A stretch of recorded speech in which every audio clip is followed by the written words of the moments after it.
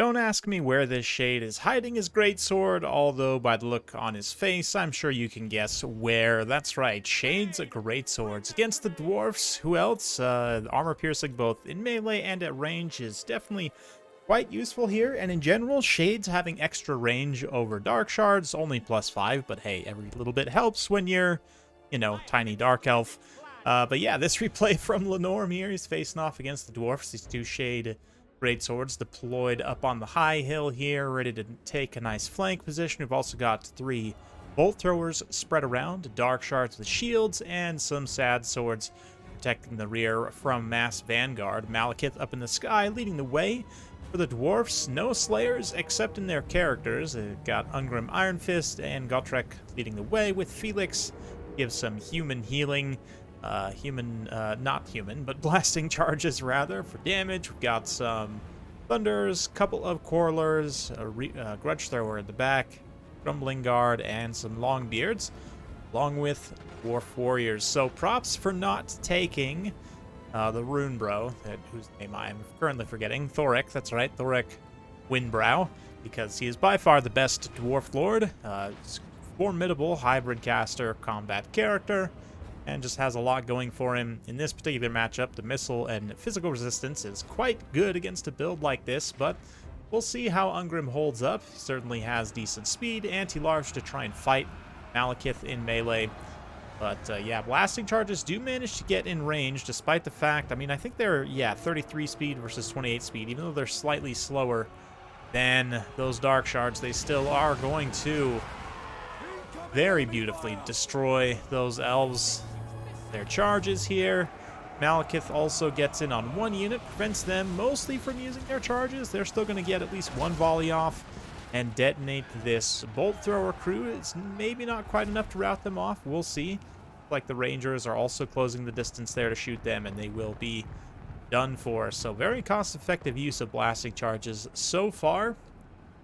Certainly one of the Dwarfs' most dangerous tools right now, given how strong explosion damage units tend to be. We've got a big Soul Stealer here on the character pocket as Malekith pulls away from the Slayer Lords, of course utilizing the superior mobility of that massive dragon.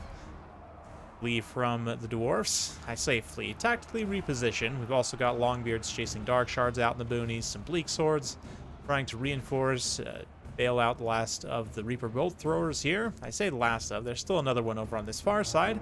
And the Shades have gotten into a really nice flanking position where they can start shooting into the backs of these Dwarf Warriors, Miners, and whatnot. Right now, it looks like 1 unit might actually be going out to go after those the Grudge Thrower, which is a nice play. You can expect this to be a pretty long, drawn-out game, just given the nature of the Dark Elves build, how they've kind of spread things out and are forcing the Dwarfs out of position. The Dwarfs ultimately making the right decision and kind of abandoning the Grudge Thrower there. There's no light cavalry immediately kind of known, although certainly there could have been some light cavalry deployed in some areas to try and go after that. No Dark Riders here. I like to have a couple in most matchups typically, but let's see how it goes. Right now, Malekith acting as the sole mobility piece, kind of running around the battlefield, dropping his big old dragon all over these Longbeards, and helping bail out these Dark Shards as best as he can. Dark Shards are still going to take significant damage, probably get routed off there, but the Shades almost in position to take out that Grudge Thrower. Grudge Thrower has been throwing rocks at the other unit in the meantime, but we also got some nice kiting going on here with some of these other Dark Shards trying to continuously get away. This one here still has not been caught by those Longbeards, so doing a great job kiting, but they're not contributing to other parts of the battlefield, which does mean Dwarfs are able to mop up a few melee engagements. Once things get a little more spaced out, though, the Dwarf units aren't able to support each other as well. We're going to get into dangerous, isolated situations here. These Grumbling Guard very likely to face the Quarrels. Oh yeah, Dark Shards raining in some fire there. And some decent damage, and Bleak Swords is continuing to get in the way as well. Looks like that Bolt Thrower crew came back from rout, as are other Bleak Swords. Murderous Prowess does give a leadership buff, pretty significant one at that, plus 15 leadership, so will certainly help the Dark Elves stay in the fight while it's active. Dwarfs still have a nice density of fire here, though, with all of their short-range skirmishers. They're all shielded, so they'll resist some of the damage, but you still don't want them taking a full brunt of Dark Shard volley. It's going to be quite damaging. It's interesting, too, the composition for Dwarfs. Personally, in this matchup, I feel like just mass Rangers is the way to go. I don't know, Rangers are somewhat vulnerable to Dark Riders. Coilers would be less so, but just in general, the ability to deploy forward. And another thing, too, kind of underrated in this matchup is Rangers' extra speed. I believe they're 33 speed as well, over to 28 of Coilers. So it just helps you, like, guarantee you can stay out in front of Dark Shards at least. Try and outrange them, you know, when you're drawn into a skirmish fight like this. But the Shades now are going to be able to use their greatswords in melee. Norm does a great job of getting a nice little downhill charge here. Absolutely brutal. I mean, Malekith charging in is just complete overkill because those Dwarf Warriors almost got killed completely on that charge there. It's very brutal stuff. Shades, though, now facing some counterfire from those Coilers. Definitely need to get out of there. Of course, again, 42 speed on them means they are pretty fast. The lack of Slayer units, I would say, for this Dwarf build is a bit of an issue.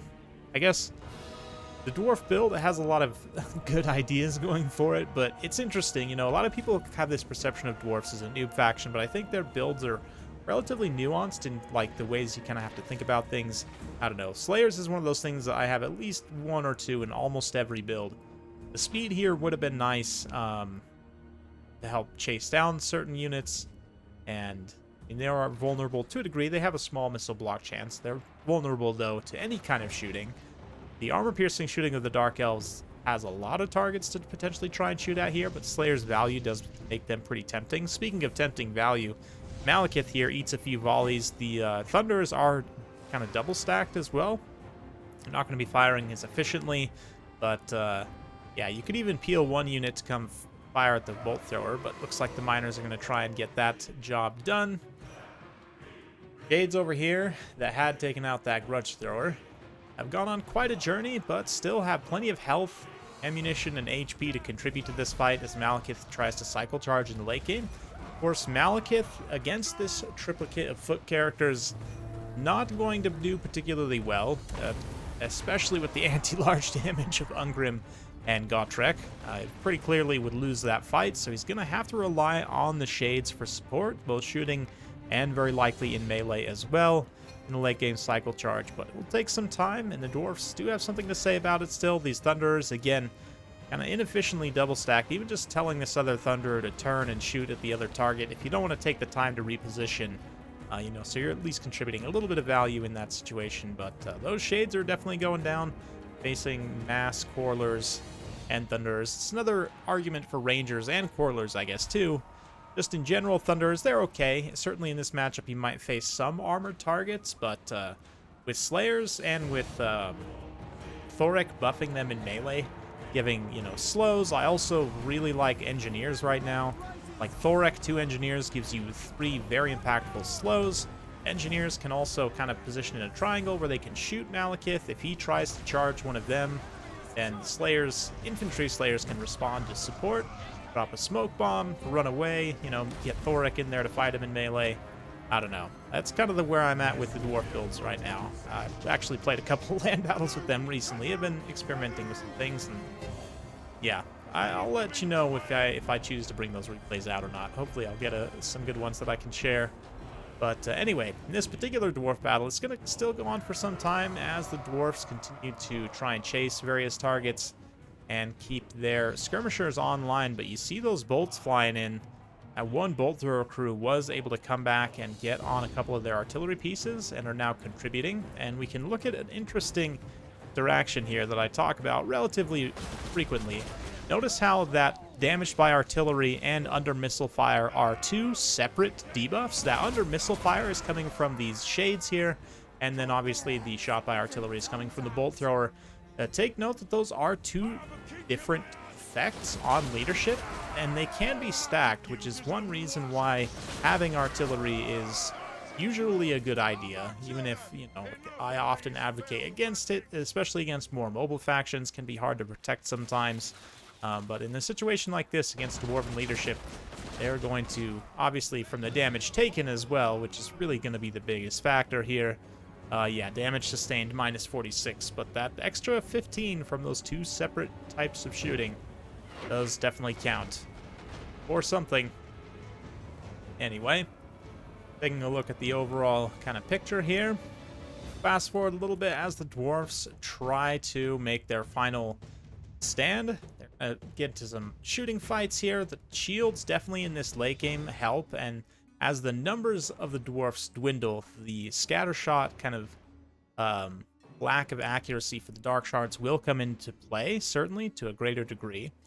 But Gotrek and Felix, they're unfortunately, with good micro, Lenorm's going to be able to keep Malekith away from them basically as long as he wants, continuously casting Soul Stealer, and notice how he's also just avoiding melee in general. Of course, Felix needs to be in melee to be able to heal these other heroes.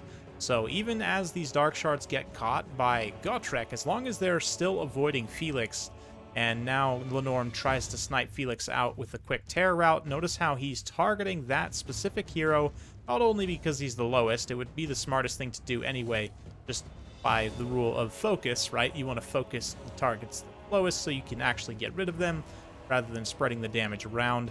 Yeah, Felix, obviously, if he gets terrified away or just killed here, won't be able to heal these other two targets. So it is pretty important to get rid of him while also trying to avoid melee in this situation. But let's see here. Malekith kind of get distracted by some Corlers over there. Oof, Gotrek and Felix almost had those Dark Shards too. Probably should have stayed on them, to be honest, but instead choose to go after this Bolt Thrower, which also does make sense to a degree. They don't have very many models to try and fight, so they're not going to be healing for very long, but just by value and leadership does make sense. That said, the Dark Shards are now going to get an opportunity to shoot these characters. Felix also eats another charge there from Malekith, finished chewing on those Corlers. And now, with Felix gone, it's going to be just a kite game, right? And kiting can be fairly difficult when it's smaller numbers like this, you know, when you got 4 units kiting 2 units. It's not as difficult as, say, with like a 20 on 15 initial kite on a full engagement, but certainly on a smaller scale like this, it does take some skill to a degree. I mean, arguable. Some people would maybe argue against that, but yeah, Gotrek and Ungrim doing a good job of staying together. But personally, you know, these Dark Shards are low enough that they probably are not going to contribute a whole lot. The Shades, I think Gotrek could probably catch them. The problem is, in melee, these Shades, obviously, anti-infantry, plus 12, on top of 42 melee attack, definitely have enough melee defense and damage to just wreck these two in melee. So even, you know, if Malekith was not involved in this, I would still give the Shades pretty good odds to win, given that they had some ammunition left, managed to get a couple of volleys, and now Malekith fighting in the end. It's 1 unit of Shades managing to take out an artillery crew, you know, secret agent style. Now at the honored place by Malekith's side here as he cycle charges these dwarf characters. We're going to fast forward and just allow this to play out. Conclusion is more or less foregone at this point, but of course the unbreakable dwarfs love to make their stand here. And I guess there's always a possibility that, you know, Malekith takes too many hits and the leadership, the Shades, tanks, but actually, no, their leadership standing very strong. Gotrek goes down, and that's going to be victory for the Dark Elves. So those Shades putting in some serious work. 1 unit doesn't end up paying for itself, sort of shows their weakness, and the other unit shows their strength. Obviously, Vanguard stock infantry, you know, any Vanguard stock infantry could have gone and taken out the artillery, but then from there to contribute so much shooting and particularly helping to kill dwarf characters in the late game. Oftentimes, you know, when you take sort of a missile build like this, it's designed to pull the dwarfs out of position, shoot them to death. You sometimes will lack the melee killing power to actually finish off their characters in the late game. So, like, even here, Malekith probably wouldn't have been able to do it on his own. Even if he had managed to terrify away Felix and stop the healing, you know, these 2 characters just by themselves are probably enough that if he just had, you know, like some, whatever, basic infantry trying to support cavalry, whatever else, definitely wouldn't have gone as well, right? The fact that it's specifically these anti-large armor-piercing plus armor-piercing shooting, there was one pretty critical volley there right at the end that took a significant amount of HP off of Ungrim. But anyway, it's an interesting one for sure. I'll talk more about the dwarf build in just a second, kind of go over what I think. I mean, ultimately, the Thunders did get quite a bit of value, as did the Quarrelers, so it's hard really for me to criticize too much there. But then from the melee component, Longbeards are all right. I don't know. I feel like you really want some Slayers here. I probably would have gone with more of a mix of like 2 or 3 Slayers, and then, you know, downgrade to Dwarf Warriors. Just take some shielded Dwarf Warriors. And from a character's perspective, again, I like the double Slayer character plus Felix. It's fun, it's thematic, it's pretty strong, you know. But go ahead and take a look at the Dwarfs here. Nope, not the multiplayer lobbies. No, skirmish versus AI. So if I switch on over the Dwarfs, I should actually still have the build up. Yeah, this is a build I took recently against Rydar of Rohan's Hiles. Not 100% sure I'm going to show the replay. Most likely not, but this is sort of the triple slow I was talking about, right? You have the Rune of Slowness from these guys, and then Flash Bomb. It does sort of give you some survivability against their, you know, Malekith diving on these guys. Here, again, I was sort of expecting specifically from Rydar of Rohan that I would have to fight maybe some Swordmasters or something else. So the Peak Gate Guard are a risky pick against Dark Elves given their armor-piercing shooting. They're a little bit less risky against High Elves, although still pretty risky to a degree.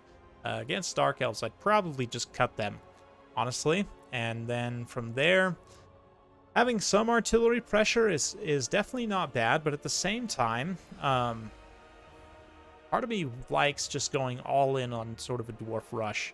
And we've already got 2 Slayers here. It's possible we could come in and add a 3rd, and then maybe just fill out some extra Dwarf Warriors. You could definitely upgrade a couple of these or side grade them into Rangers. You have some funds as well. If you wanted a little bit more survivability, you could probably upgrade these guys to Quarrelers. It's going to give you less Vanguard potential, but given a lot of this build is non-Vanguard anyway, you're still kind of tied back to that. Of course, a lot of people would say Gyros. I'm definitely a fan of Gyros. Dark Elves is an interesting one because the shooting of Dark Elves is relatively short range. You're at less risk, but the armor piercing means if you do make a mistake, it's super unforgiving. So I'm not probably unadvisable to actually take them in practice. You really think your micro is that good, maybe you can try. But that's it for today. Hopefully you enjoyed that. If you like this sort of content, be sure to like, subscribe, hit that bell notification. Every time I upload a new video, you'll be notified. Thanks again. We'll see you next time.